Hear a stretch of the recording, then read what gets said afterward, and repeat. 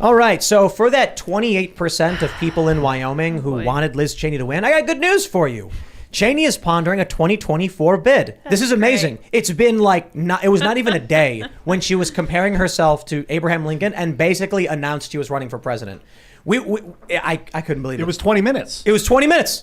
20 minutes. She was like, the first thing she says, Abraham Lincoln lost many battles before going on to win the most important, or he's like lost election in the Senate and Congress before going on to win the most important. It's like, bro, are you calling yourself are you comparing yourself to Abraham Lincoln? Yeah, she saying you're going to run for president? Like, there's going to have to be a book deal. There's going to have to be some, TV spots and special interviews and things like that. Tucker nailed it because he was like, she's gonna start a foundation and write a book called like Democracy or something. Oh gosh. Yeah. And I will paraphrase Lincoln a little bit here and say that by Liz Cheney losing by 40 points, our nation has gained a new birth of freedom away from neocon warmongers. Yeah, for sure. And so points, man. And wow. so, Gosh.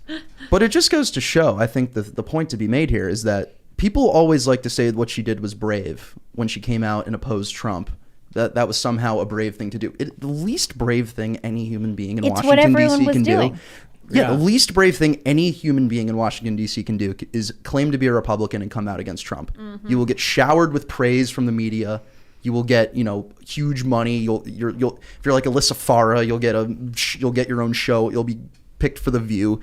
It's the easiest thing to do ever. And so she's not brave for what she's doing. She's really bitter that Donald Trump turned the GOP base against her family dynasty, and she was raised with delusions of grandeur that she'd one day be president, and that's not possible anymore. And she's bitter about it. She's like Hillary Clinton in that respect. Ugh. But I think a lot of it is that Trump insulted her dad.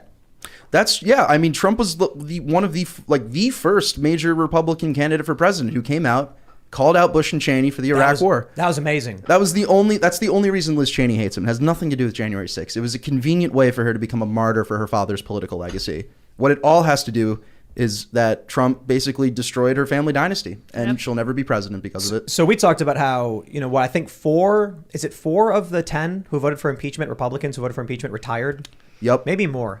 Yeah, it was a bunch of them. retired. I think there's more. There's 8. There's only 2. No. 8 are out. 2 won. Oh. But I think, it might be more than that because I think 2 lost. Now, how many lost? 4? So, I'm trying to think. Jamie Herrera Butler just lost to Joe Kent, so that's 1. Yes. But it's a mixture of retirement. Kinzinger didn't quit. Right. He got gerrymandered. Okay. He did everything the Democrats wanted him to do, and they thanked him by gerrymandering. That is awesome. Imagine being as cucked as Adam Kinzinger is. Oh, what a loser! Jeez. That guy is like such spineless establishment trash.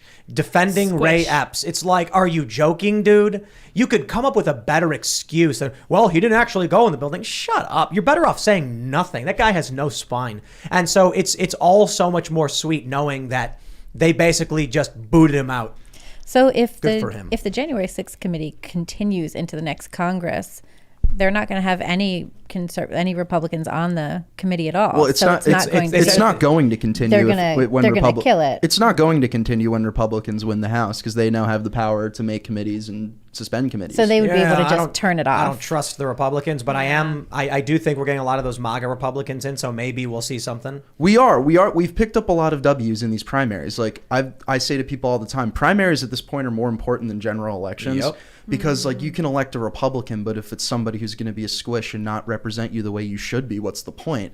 But we've had a lot of wins in this primary. A lot of great people have won who will actually fight for the people who elected them.